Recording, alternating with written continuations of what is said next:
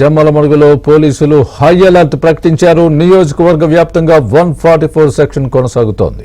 నియోజకవర్గంలో ఎలాంటి అల్లర్లు జరగకుండా పోలీసులు ముందస్తు చర్యలు చేపట్టారు.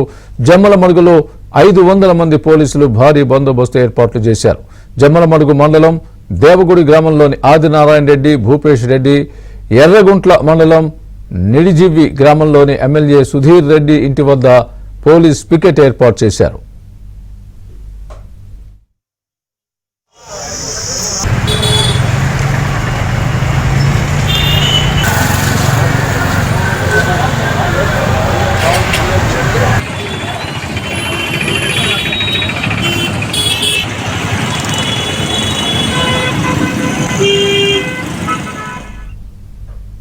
ముందస్తు చర్యల్లో భాగంగా జమ్మలమడుగులో పోలీస్ కవాతు నిర్వహించారు. జమ్మలమడుగు బీజేపీ అభ్యర్థి ఆదినారాయణ రెడ్డికి 4+4, కడప లోక్సభ టీడీపీ అభ్యర్థి భూపేష్ రెడ్డికి 3+3, ఎమ్మెల్యే సుధీర్ రెడ్డికి 4+4 గన్మెన్ సౌకర్యం కల్పించారు. ఈ నెల 13వ తేదీన ఎన్నికల సందర్భంగా జమ్మలమడుగు వెంకటేశ్వర కాలనీ 116, 117 పోలింగ్ కేంద్రాల వద్ద వైసీపీ కూటమి నేతల మధ్య ఘర్షణ తలెత్తింది. శాంతి భద్రతలు చేజారిపోకుండా టీడీపీ, బీజేపీ, వైసీపీ నేతలను గృహ నిర్బంధంలో ఉంచామని డీఎస్పీ తెలిపారు. ఎవరైనా కవ్వింపు చర్యలకు పాల్పడితే కఠిన చర్యలు తీసుకుంటామని హెచ్చరించారు.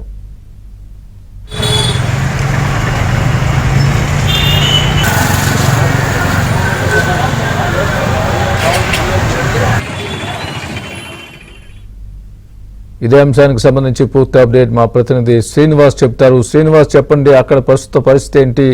పోలీసులు 144 సెక్షన్ కొనసాగుతున్నట్టుగా మనం చూస్తున్నాం. అదేవిధంగా గృహ నిర్బంధం కూడా వీళ్ళ ముగ్గురికి కూడా విధించినట్టుగా చూస్తున్నాం. మీ దగ్గర ఉన్న తాజా అప్డేట్ ఏంటి? అక్కడ ఏం జరుగుతోంది?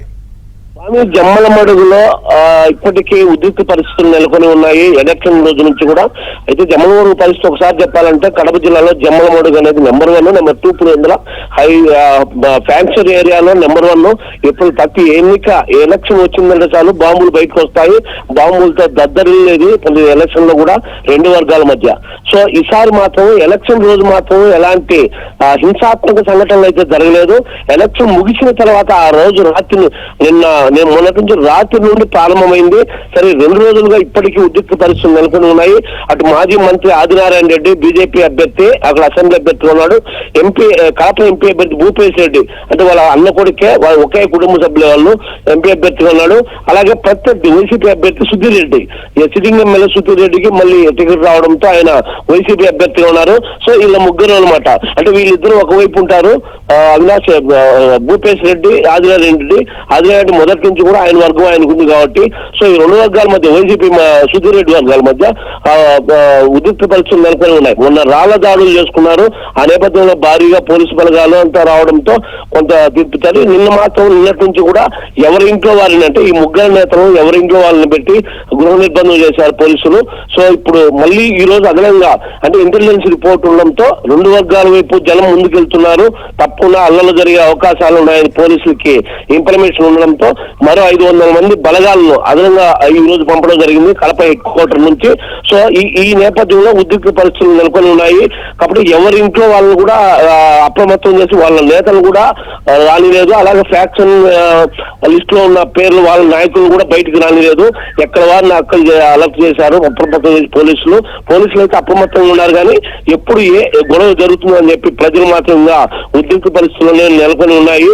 సో మొత్తం మీద అయితే ఇప్పుడు జమ్మలమడుగు ప్రాంతంలో హై అలర్ట్ చేసి పోలీసులే మొత్తం హై అలర్ట్ చేశారు.